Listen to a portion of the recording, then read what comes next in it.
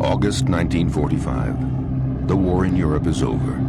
In the Pacific, it rages on. 3 days after Hiroshima, bomber pilot Major Sweeney and scientific representative Navy Commander Ashworth return from Nagasaki. The primary target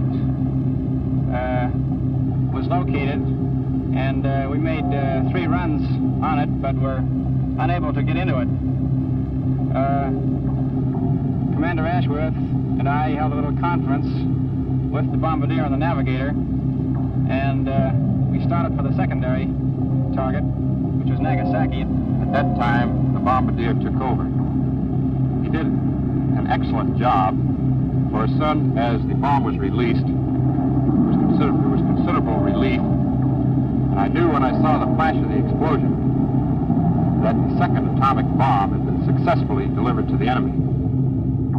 The city of Kokura was their primary target, but a heavy cloud cover forced them to fly on to the secondary target, Nagasaki arms factories. The workforce was Japanese workers, college students, Korean and Western prisoners of war. The bomb exploded above Nagasaki's Christian quarter.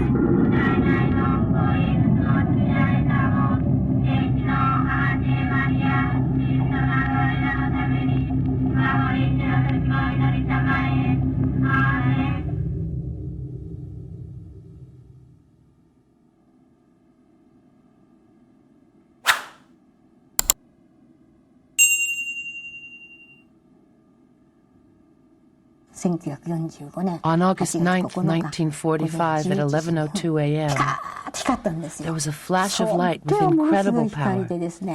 Inside our shelter, which was completely dark, everything was lit up by this blinding light. And then I was swept away by the blast and lost consciousness.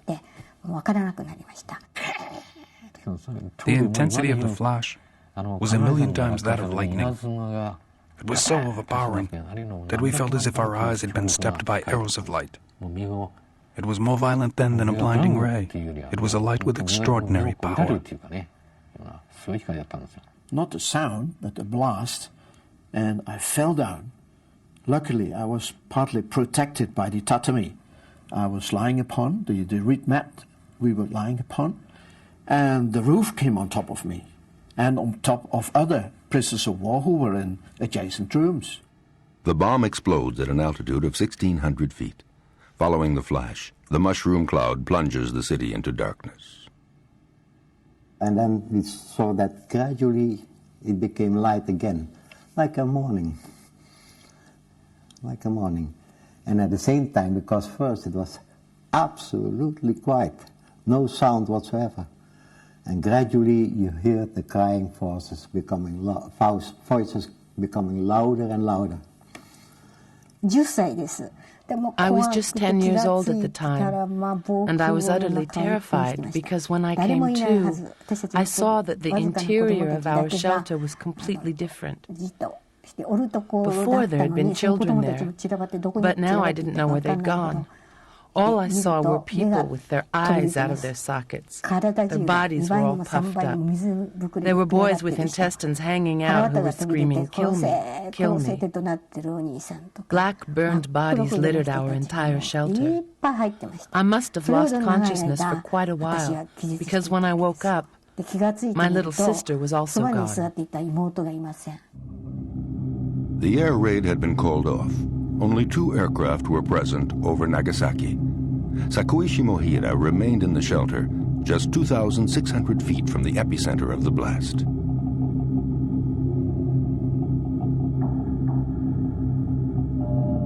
The plutonium bomb, more powerful than the one used at Hiroshima, annihilated everything within an oval area of 3 miles by 2 miles. The prisoner camp of Dutchman Claude Belloni had been devastated by the blast and then swallowed up by the ensuing firestorm. I tried to run from there, but it was impossible to orientate myself. I couldn't, because everything around me had disappeared. The world had completely changed. We had no fence. The big gas tanks, which blocked our field to the south, were gone. I could look up straight into the hills on my right-hand side. I could look straight into the hills on my left-hand side, and I saw houses burning on either side of the hills, which, as a crow flies, is probably 12, 14 kilometers apart. Kunihito Terai was 20 years old. He was a train conductor living in Nagasaki.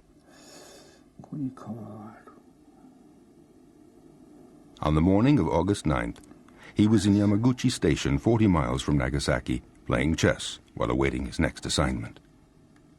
Terai's train is the first to be sent to the scene, less than an hour after the blast. I received the following order. Proceed at once to Nagasaki to help the population. No passengers on board and go straight to Nagasaki. We said to ourselves, let's go. We've got to get to Nagasaki.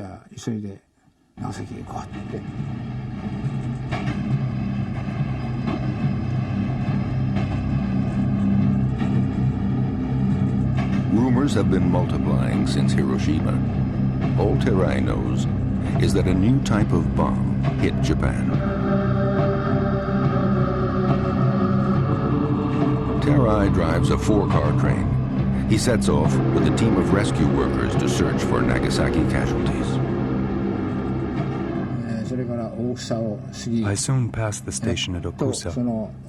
Then I entered the first tunnel after the station. But when I came out of the tunnel, I was stupefied by what I saw. The hillside vegetation now bore strange autumn colors. I said to myself, why is everything so brown like that? Looking closer, I realized that in fact, all the vegetation had burned. Stops become more frequent as the train makes its way along the tracks displaced by the explosion.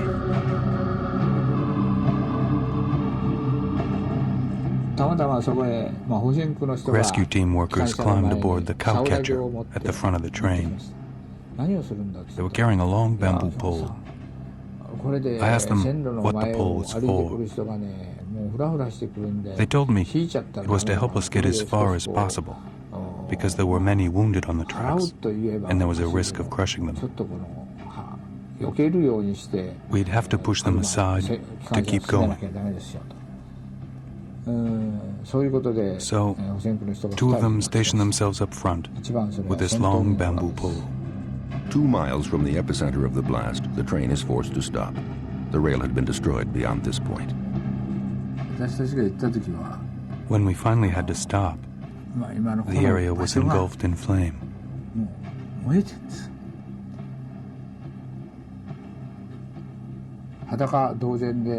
We saw people arrive, completely naked. They were unrecognizable. You couldn't even tell if they were men or women, young or old.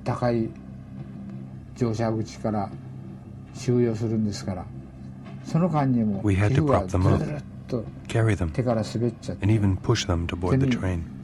But the part of their body we touched, their skin, came off in our hands. Our hands and clothes were covered in blood, a sort of grease, and pieces of flesh. Terai will wait 20 years before attempting to capture his memories on canvas. Thousands of survivors escaping the fire and a black rain of ash and radioactive debris. Sakue Shimohira found her little sister and their nephew screaming under wounded bodies. They leave their shelter. The ground is scorching hot. As everything had burned, I couldn't find the road back to our home because everything had burned. First, we went to the Shimo Bridge, but there were no roads anymore. All that was left were piles of debris and burned bodies everywhere. We couldn't move forward without stepping on corpses. At first I thought we were walking on charred wood, but after walking on them a while, I realized they were corpses. At Hiroshima, 45,000 died the day of the blast. At Nagasaki, more than 20,000 were killed, burnt or crushed under buildings destroyed by the explosion.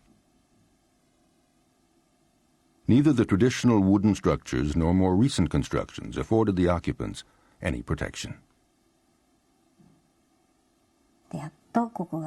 At last we found the spot where our house should have been. We dug around in the debris and found the charred remains of a corpse. The hands were shielding the face. I pulled the fingers apart. The face had not been burned. It was our nephew's mother. In other words, my big sister. That's how we found her, in the rubble. I couldn't find my mother. I searched and I cried out, "Mama, Mama," but I couldn't find her.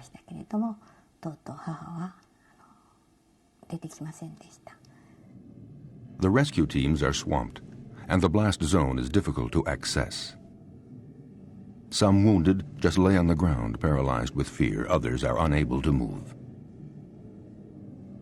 Schools surrounding the city serve as relief centers for the wounded. They're arriving by the thousands. Patients beyond hope will receive no treatment. The bomb exploded near the University of Medicine hospital. 892 people, including doctors, nurses, and students, were killed.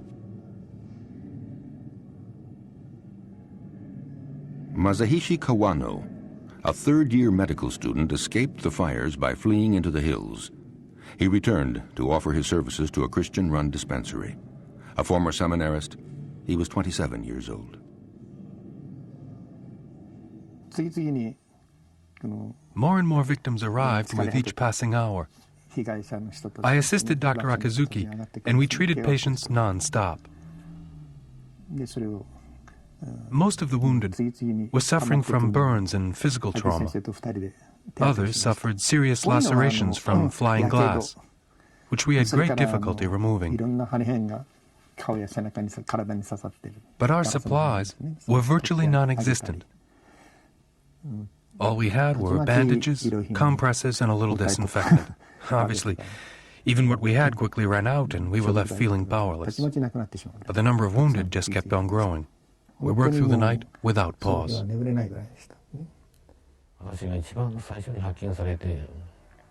I was lucky enough to be one of the first to be found and taken to a rescue center for medical care.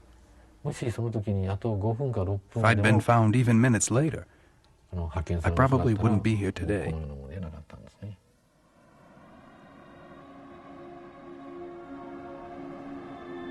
Tsukata Uchida was 15. Like many his age, he worked in the war industry. He was found under the shards of his factory's immense glass roof. After first aid treatment, he was among the first to board a relief train. On that day, his entire family was killed except his mother. She had gone to the country to look for food. 3 days later, volunteers began to clear the rubble and search for corpses. Koreans and Western prisoners of war are put to work.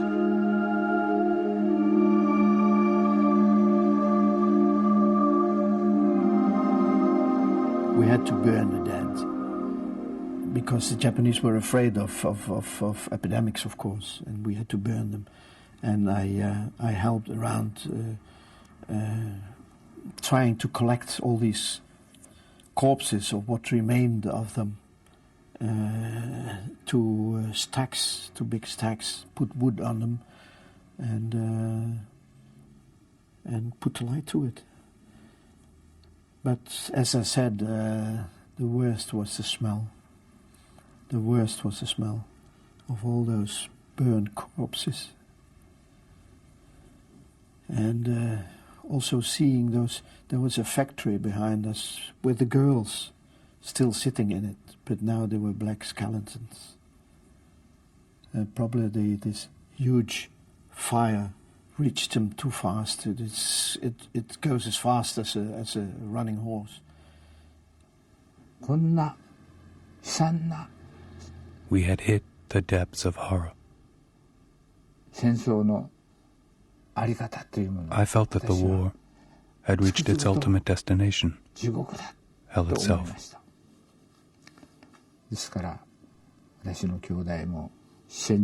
My older brother was at the front. My two younger brothers had joined the Air Force to become Tokotai. In other words, kamikaze pilots. I was sure they would die soon. I only wondered where and when. On the 9th of August 1945, the day the atomic bomb hit Nagasaki, Russians invaded Manchuria. The USSR denounced the Non-Aggression Pact and declared war on Japan. The young Emperor Hirohito is the only person capable of imposing peace on the relentless military group that had dragged the country into war. Hirohito agreed to support the partisans of peace.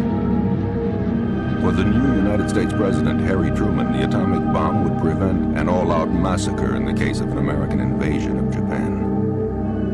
The aftermath of Hiroshima and Nagasaki have left the country in shock. The military can now surrender without losing face. On August 15, 1945, Hirohito announces by radio the surrender of Japan. This is the first time in history that an emperor has made a public address. The only thing I understood was that Japan had surrendered and that the war was over. The emperor's voice betrayed his emotion, and everyone who heard him was completely shattered. I saw soldiers crying in despair. Some wept with rage. For me, however, it was a great relief.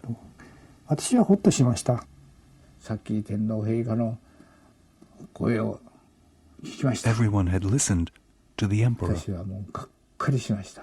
I was stunned. I said to myself, if the war was lost, why didn't we end it sooner? I was crazy with rage. Later, on my locomotive I painted, Japan's honor will never be sullied. And I drove like that all day. The Japanese had not even considered the possibility of defeat. The ultimatum issued by the Allies in Potsdam, July 1945, never received a response. The Japanese military and a portion of the population actually believed that strength and determination would be sufficient to win the war. Nevertheless, Japan has been cut off from its empire since June 1944. It is being hammered by continuous bombardment. It has lost its navy and almost all of its air force. In my work, I had met Hiroshima victims who were taking the train to Nagasaki. I asked them where they had been wounded. They answered me in whispers, Hiroshima. Hiroshima is destroyed. But be careful. Not a word. We're being watched. It's forbidden to speak of it. At the time, even the trains were controlled by the military police. There were topics of conversation it was best to avoid. If you didn't watch what you said, you could end up in prison. So no one dared to say a word. It was censorship.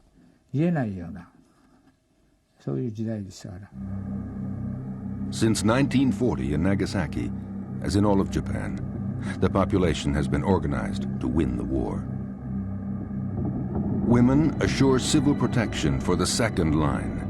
During bombings, children are sent to shelters, but the women remain behind to fight fires. At 13, children leave school to work in factories. They are trained for combat and ready to fight at the age of 16. The idea of a lightning-swift victory like Pearl Harbor is lost forever. Japan has since resigned itself to a long-term war.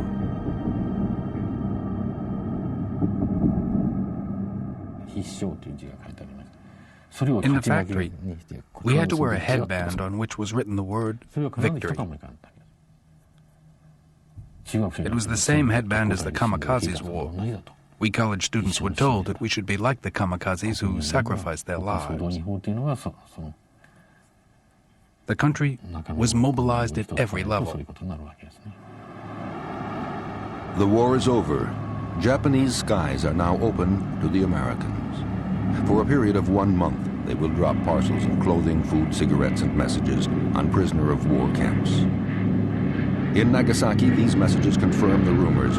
Prisoners will soon be liberated, and the bombs dropped on Hiroshima and Nagasaki were, in fact, atomic bombs. Claude Belloni, like Wim Spearman and the 200 other survivors of Camp 14, have been gathered behind the hills of Nagasaki. It was only on the 17th of August that we were told to come together and stood on parade, and that Japanese camp commander said, the war has finished, there is peace. But he also added the recommendation not to venture out on your own because of ill feelings with the Japanese population, because of the bombing. But we very soon found out that the Japanese were very timid people. There was no revenge sought. No, the Japanese are not out for vengeance. They just want to survive. The country is in a desperate state. 2 million military personnel and 700,000 civilians dead, 1 million wounded, and several million others left homeless. In Nagasaki, many are still fleeing the ruins, the ashes, the bodies, the hunger, and the Americans. They fear retaliation.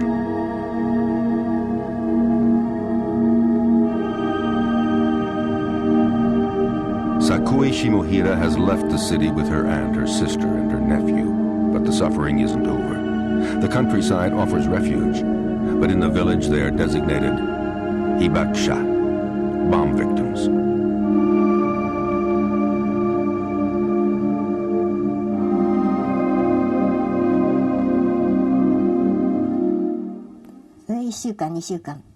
One or 2 weeks later, I lost all my hair. I also had purple spots all over my body.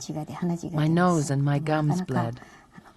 First, no one wanted to take me to a hospital, but finally my aunt made up her mind.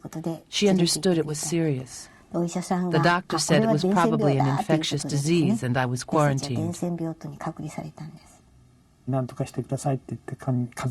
Families came to us for help, but all we could tell them was that there was nothing we could do.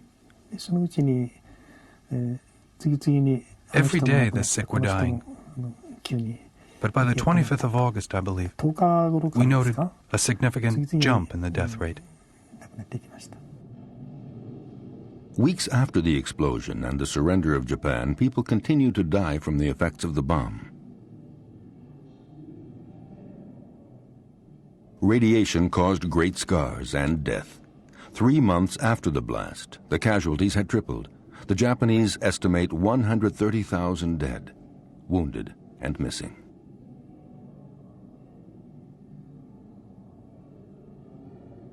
The lowest American evaluation of casualties will be estimated at 70,000 victims.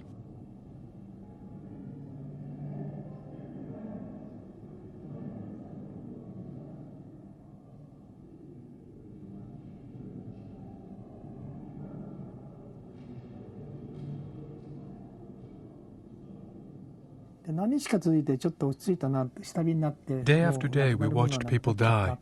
Then the number dropped considerably. So we thought the survivors might make it.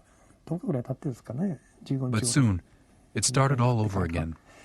We found the same symptoms. Blotches on the skin, blood in the urine and stool, loss of appetite. And a second wave of dying began 2 weeks later.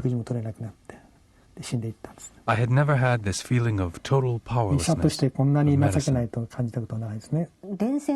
People were told not to come near us because of the risk of being infected. We didn't have anything. We were hungry. And when we were able to scrape together a little money, we wanted to buy something to eat. But the shopkeepers knew that we were bomb victims because we had no hair. So they closed their doors to us, saying, "Here are the hibakusha." Even on the farms, they didn't want anything to do with us.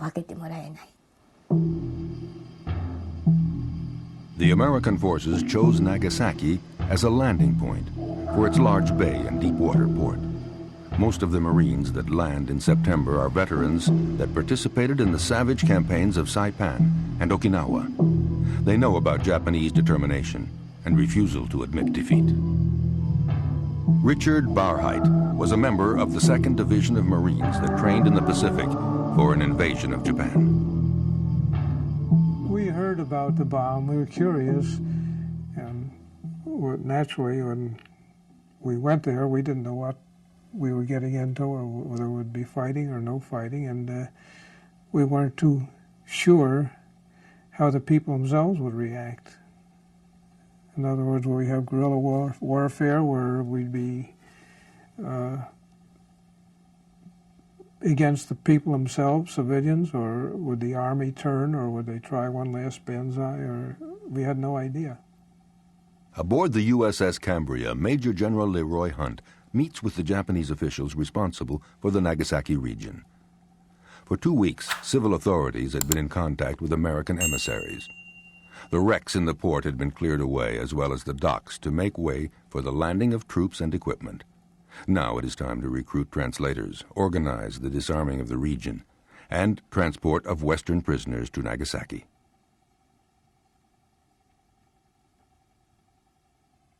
In Tokyo Bay a few weeks earlier, Supreme Allied Commander General Douglas MacArthur received the Emperor's delegation and conducted the official ceremony for the Japanese surrender. This set in motion conditions for Japanese demilitarization and democratization. In all, 23,000 Marines will land at Nagasaki to occupy the region.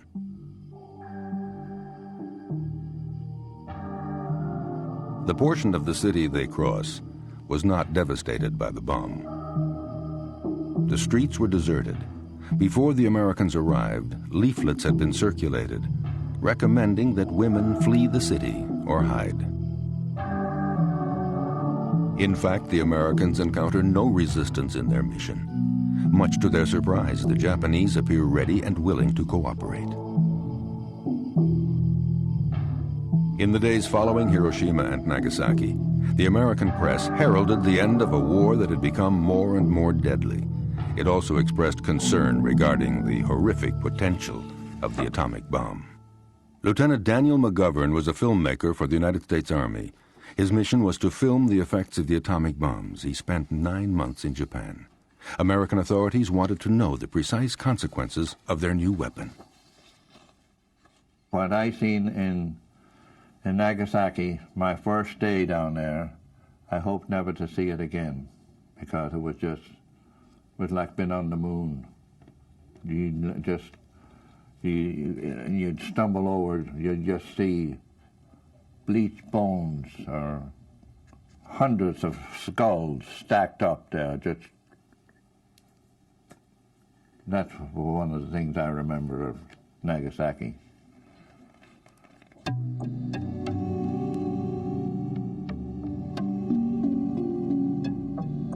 The Japanese no longer fear the Americans.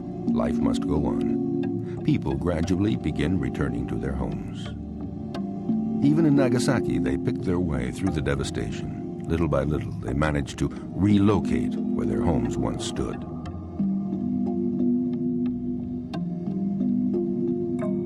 Sakue Shimohira and her family returned to the site where their mother and sister were killed.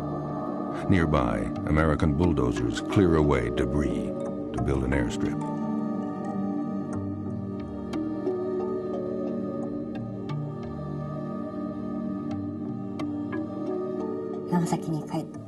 When we returned to Nagasaki, we moved into a shack with other survivors, adults and children. Among them was a Korean woman who had lost a leg in a previous bombing. Since she had difficulty moving, she just stayed in the shack all the time. And that was how our life got started.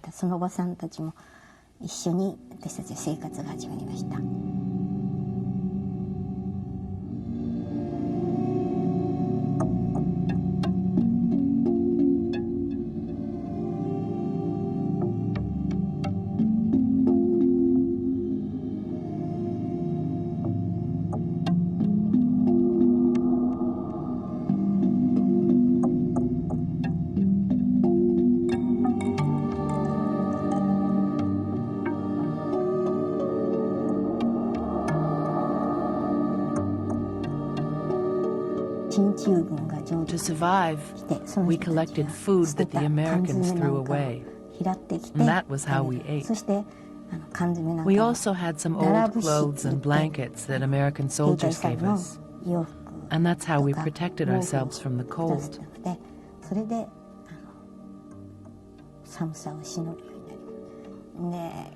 Since there was no electricity, we lived in darkness.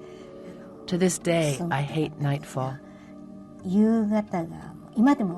My little sister cried every night thinking about our mother, and my nephew would also begin crying. We cried together until we all fell asleep. I'll never forget those nights. It was a time of great sadness. We were in complete darkness. But outside in the night, there were lights. What could they be, these lights? It was will-o'-the-wisp from all of the dead bodies. In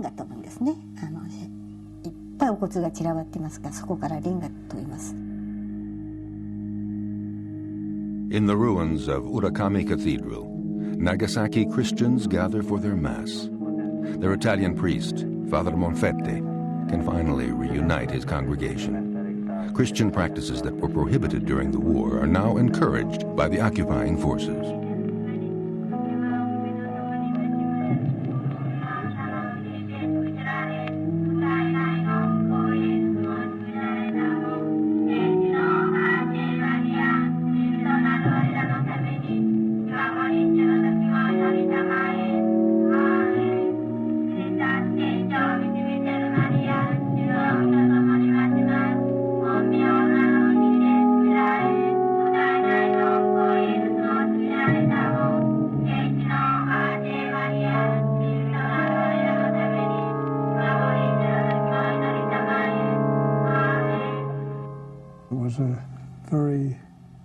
Place, a haunted place, you might say. We weren't used to seeing anyone there at night, and we saw something drifting towards us. It was white, and as it came nearer, you could hear like a low chant or a moan, just a monotonous type thing over and over. And we watched, and a woman walked by us. Her face was all white. Everything was white on her, and it was very eerie because it was a half moon, if I remember right, that night, and she just seemed to float along. And we were so surprised we didn't try to stop her, or we just looked, and later on we tried to find who it was. And the Japanese man that had some English said she was a fairly famous geisha in that area, and that the bomb had affected her mind. In other words, she was mad, and she would put the rice powder on her face and dress in a long flowing gown and just wander. The 10,000 Western prisoners of war being held in the region are brought to Nagasaki. They will soon leave Nagasaki for the United States or Europe. They are welcomed into a spared section of the city.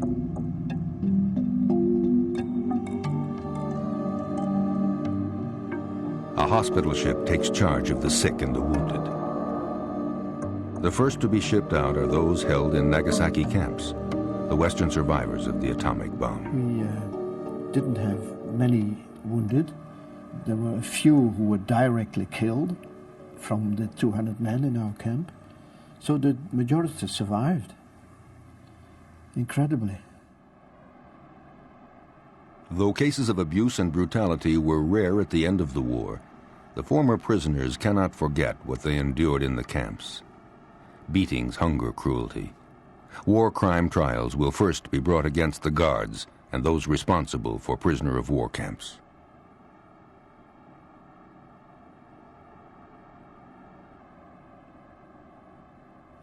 Oh yes, we got anything, coffee, donuts. And in abundance, you could take as much coffee as you want, and as much donuts. Well, some people, they were very well aware about the former time, and they took them. Among the liberated prisoners being repatriated here on the aircraft carrier Shenango are the prisoners of Claude Belloni's camp. Camp Number 14. On arriving home in Indonesia, Claude Belloni will learn that his brother had been killed in captivity, and that Sukarno has just declared independence for the Dutch colony. For Belloni, the war will not end in Nagasaki.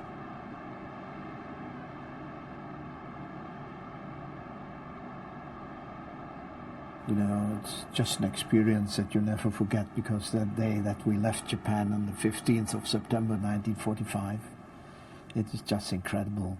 We were standing free with only trousers on, and standing in the sun and remembering that you say goodbye to the country that you loathed and that had kept you prisoner for 3.5 brutal, sadistic years, and that you are now moving away from it. Prisoners held in more remote areas are also brought to Nagasaki. George Angus is British. He was taken prisoner in Singapore in 1942. For 3 years, he worked in the coal mines at Omine, about 40 miles from Nagasaki. That's more like it, isn't it? That's desolation.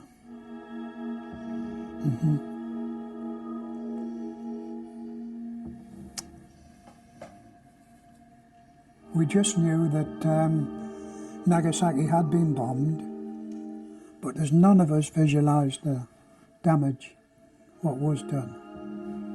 Nobody. We didn't expect to see anything like this. Before we got to the docks, there was a big queue of people, Japanese people.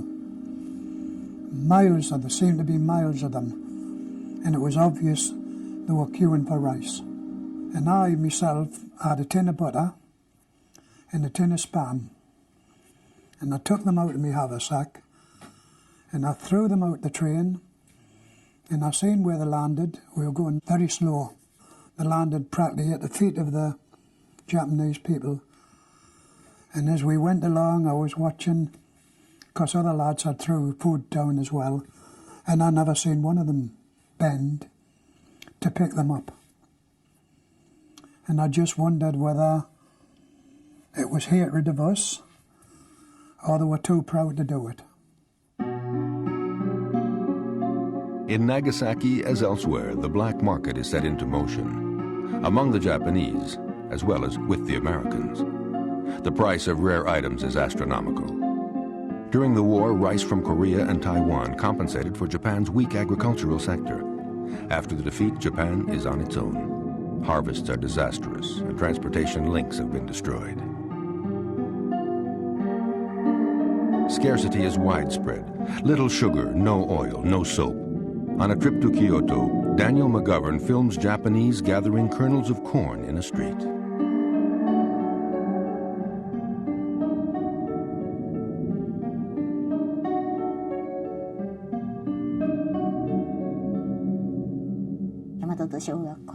There weren't any more windows at Yamazato School. We could see the framework. We went back to school in this ruin. The teacher gave us printed pages that we bound ourselves. Then we prepared the ink, and he asked us to use our brush to cross out certain passages. These served as our school books, but the curriculum had changed radically.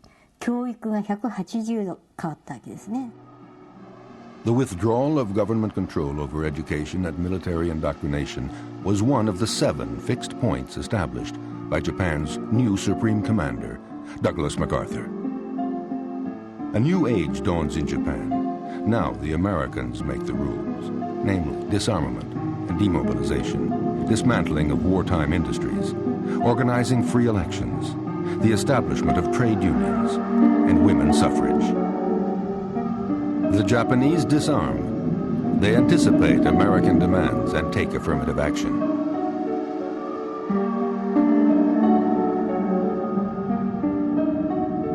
The occupying forces progressively give way to an American-controlled administration. Among the personnel sent to Nagasaki is a young doctor, Herbert Horn.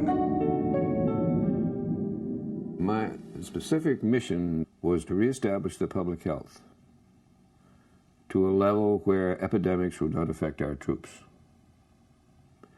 and to help in every way medically we could, to help the Japanese help themselves. We were not allowed to use American medications at all. The Japanese had to get along with what they had. We had brought ours in for our men, but we didn't bring any in for the Japanese. Despite strict regulations, Horn authorizes himself to furnish medical supplies to the Japanese. Poverty is extreme, particularly in Nagasaki and Hiroshima, where the infrastructures have been utterly destroyed. At the same time as the public health campaign, scientists investigate the effects of the atomic bombs.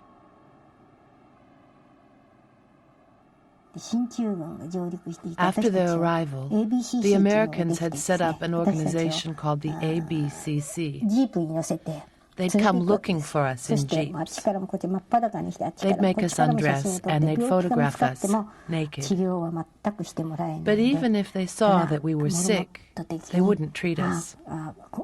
We were like guinea pigs. They studied the effects of their bomb, but they had no desire to treat us.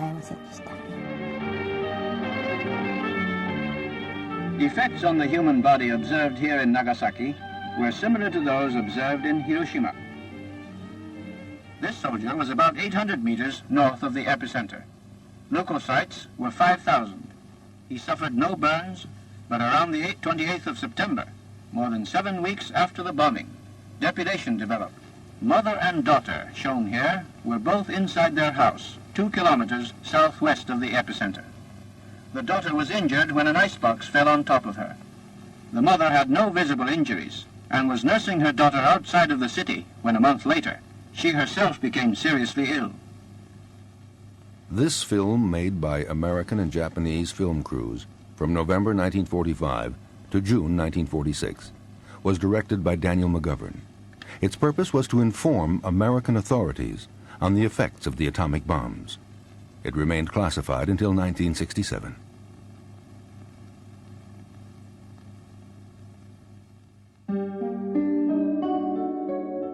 More than 6 million civilians and soldiers who had been sent to Japanese-occupied territories begin returning to Japan in 1945. Their return is difficult to organize. It will take more than a year to repatriate Japanese from China, Manchuria, Southeast Asia, and other parts of the Pacific. When they return, the majority still don't know what happened at Hiroshima and Nagasaki.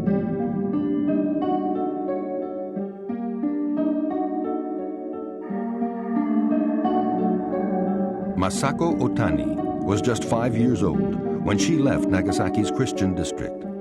At the age of 12, she returns from Manchuria with her family. She remembers the cathedral and Sundays in Nagasaki. On the repatriation ship, we thought ahead. In Japan, we'll see our grandmothers, our uncle's house, and at last we'll have good things to eat. It'll be wonderful. No more awful food like on the ship. We'll eat like kings in Nagasaki and have fun too. And Nagasaki is so beautiful. But when we got on the train, a metropolitan Japanese asked us where we were going. We told him Nagasaki, and he told us that a special kind of bomb had been dropped on Nagasaki. And the city was so devastated that no one could ever live there again. Nothing was left. Not even the grass would ever grow. And it was a waste of our time to go there at all. Well, we stopped at Isahaya to visit an uncle who lived there. We then learned that 8 members of our uncle's family had been killed, and that both our grandmothers were dead. And in Nagasaki, there was nothing left but ruins.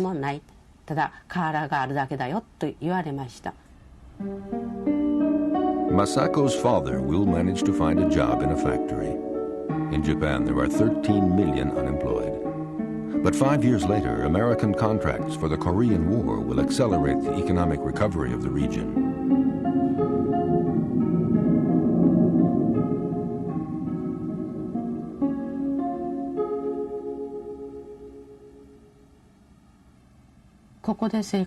thought to myself, is this where we'll live?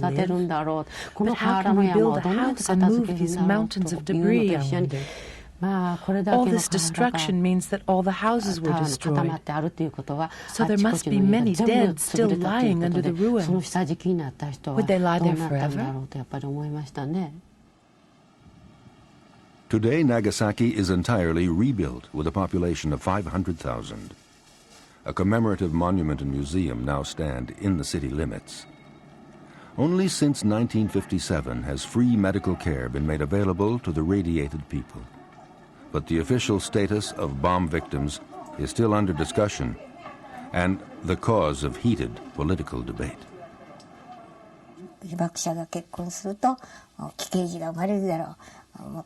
Marry a radiated person, and you risk having abnormal children. That's what people say. So you see, that's why many bomb victims have intermarried, but many have remained single. I married the son of Mrs. Shimohira, who was killed, like my mother.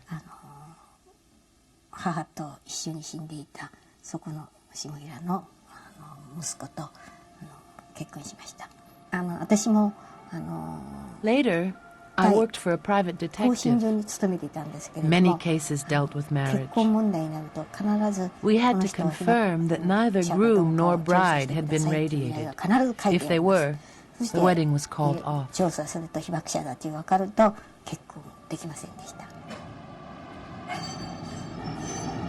In Japan, victims of radiation are in a class of their own. But the suffering of some has eluded the atrocity of others, erased entire pages of history.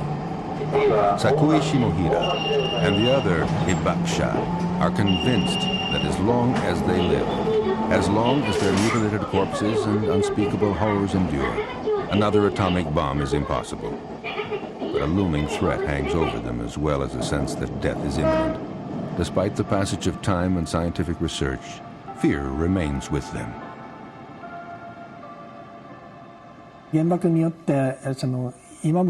Studies on the long-term effects of radiation were conducted by the University of Nagasaki. And these studies found no significant threats to the present health of radiation victims or to their genetic makeup. Dr. Kawano was a man who saw many radiation victims die. He long considered himself condemned to death. He too was ostracized. He married a bomb victim and joined with fervor the Nagasaki Christian community. At school, my little sister had been rejected because she was a hibakusha. It was a time when life was returning to normal and when society was reorganizing. We even had electricity. But one day my sister didn't come home. That was in 1955. She was 17. She killed herself by jumping in front of a train. We survived, but we, the victims of radiation, we have lost the right to live and die like others. My sister was still very young, but she suffered from the ostracism and had withdrawn into herself. So she threw herself under the train to join our mother. In those days, many bomb victims committed suicide. My little sister was one.